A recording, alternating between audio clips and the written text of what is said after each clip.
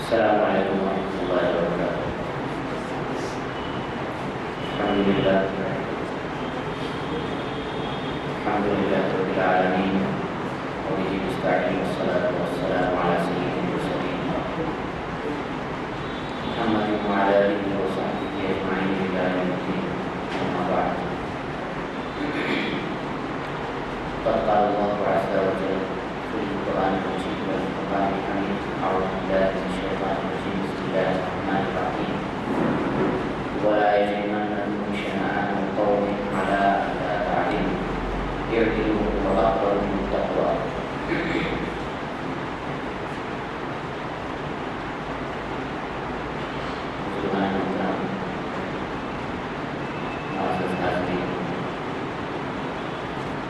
اس وقت جس عنوان کو لے کر آپ کی خدمت میں حاضر ہوا وہ بہت وسیع موضوع ہے اور اتنا پھیلا ہوا ہے کہ اس کا موافق مواد بھی اور مخالف مواد دونوں طرح کے آراء ہزاروں صفحات میں کئی ضخیم جلدوں میں پھیلی ہوئی ہے اور اس عنوان میں یعنی مسلم حکمرانوں کی مذہبی رواداری پازیٹیو اور نیگیٹو مثبت اور منفی دونوں پہلوؤں پر بے شمار واقعات اور بے شمار ایسے قصے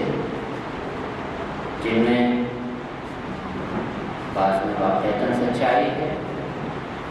اور بہت سے ایسے ہیں جن کی کوئی بنیاد نہیں ہے، بس وہ صرف مورخین کے ذہن کی اپج یا یہ کہ کسی ایک واقعے کو الگ پہلو سے پیش کرنے کی جو فنکاری ہوتی ہے اسی کی طرح فرمائی ہے. لہذا ان واقعات کو نہ تو یہاں پر دہرانا مناسب ہے، نہ اس کا یہاں موقع ہے، نہ تو رواداری کے واقعات، نہ عدم رواداری کے واقعات، اس لیے کہ بہت تفصیل ہو جائے گی اور بہت پھیلا ہوا ہوگا۔ یہاں میں بنیادی طور پر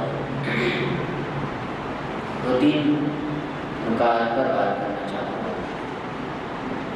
ایک تو یہ کہ یہ بات تاریخی طور پر مسلم ہے کہ پورے بر صغیر سندھ سے لے کر بنگال تک، کشمیر کی وادیوں سے لے کر سری لنکا تک، یا کہ ہندوستان کے نچلے علاقے تک مسلمانوں نے کم و بیش تقریباً 1200 سال تک حکومت، جس کا سلسلہ محمد بن قاسم کی آمد سے سندھ پر شروع ہوتا ہے، اور اس سلسلے کا سب سے آخری چراغ ہمارے اسی خطے میں حیدرآباد دکن میں سلطنت آصفیہ کی شکل میں آج سے تقریباً 70 سال پہلے اسی ستمبر کے مہینے میں گل ہوتا ہے۔ تو اسلام کی 1450 سالہ تاریخ میں پہلی صدی ہجری کے ابتدائی نصف کو چھوڑ کر 14ویں صدی کے آغاز تک جو اسلامی، یا بلکہ اس سے زیادہ بہتر شکل میں کہا جائے کہ مسلم حکومتوں کا جو یہاں ایک سلسلہ اور تسلسل ہے، اس تسلسل کا اگر بنیادی طور پر جائزہ لیا جائے تو ایک سب سے اہم سوال یہ ہے کہ کیا یہ سلطنتیں، جہاد کو اگر ہم ایک دوسری اصطلاح میں کہیں تو ڈیفینس سسٹم آف اسلام، اسلام کا نظام دفاع، جس طرح سے دنیا کی ہر حکومت کا ایک ڈیفینس سسٹم ہوتا ہے، نظام دفاع ہوتا ہے، اسی طرح سے اسلام کا بھی نظام دفاع ہے۔ اس کے بھی کچھ اصول ہیں، قواعد ہیں، ضوابط ہیں، جس کی بنیاد پر یعنی جہاد کیا بھی جاتا ہے، کبھی اقدامی جہاد ہوتا ہے، کبھی دفاعی جہاد ہوتا ہے، کبھی اقدامی طور پر حملہ کیا جاتا ہے، کبھی دفاعی طور پر اپنے بچاؤ کی کوشش کی جاتی ہے۔ پورا ایک سسٹم ہے جس کو آپ یعنی کتابوں کے اندر پڑھ سکتے ہیں، یا قرآن کریم کے اندر جو آیتیں جہاد سے متعلق ہیں تو اس کی تشریح کے اندر بھی اس چیز کو بہت واضح طور پر دیکھا جا سکتا ہے۔ اور پورا ایک سسٹم اسلام نے اس کے لیے وضع کیا ہے کہ جہاد کے دوران، یا کہ جہاد کا پھر ابتدا کیا ہوگی، اس کے کیا مراحل ہوں گے، خود ایک الگ موضوع انشاءاللہ کسی وقت اس پر بات ہوگی آپ کے پاس۔ تو اسی کا ایک حصہ ہے کہ اسلام اپنے ماننے والوں کو اس بات کا پابند کرتا ہے کہ جب ملک کی طرف سے اگر ملک کے دفاع کے لیے ضرورت پڑے تو ہر آدمی کو اپنے آپ کو فوجی خدمت کے لیے پیش کرنا ہے۔ ایک بہت ہی سیدھا سادہ سا میں اس کا مفہوم بیان کر رہا ہوں، جو ایک عام آدمی کو بھی خالی ذہن اگر ہو کر کے سوچے تو یہ چیز سمجھ میں آ سکتی ہے۔ جیسے دنیا کی ہر حکومت کے اندر ہوتا ہے، بعض حکومتیں آج بھی پائی جاتی ہیں جہاں پر لازمی فوجی خدمات کا قانون ہے کہ جب بھی ملک چاہے آپ سے فوجی خدمات طلب کر سکتا ہے۔ تو یہی چیز جہاد کے اندر ہے کہ کبھی جہاد فرض عین ہو جاتا ہے، جہاد کبھی فرض عین ہو جاتا ہے، ورنہ کبھی اکثر اسٹینڈنگ آرمی ہوتی ہے، مجاہدین کی جماعت ہوتی ہے جو اللہ کے راستے میں لڑتی رہتی ہے۔ تو اصطلاحات پر آپ نہ جائیں، جو بنیادی کانسیپٹ ہے اس کو اگر آپ دیکھیں تو یہ ہے جہاد کا یہ، یا اسلام کے دفاع کا یہ نظام۔ اب اس کے اندر ظاہر ہے کہ ایک مسلمان جب تلوار اٹھاتا ہے تو اس کے اندر سیاست سے زیادہ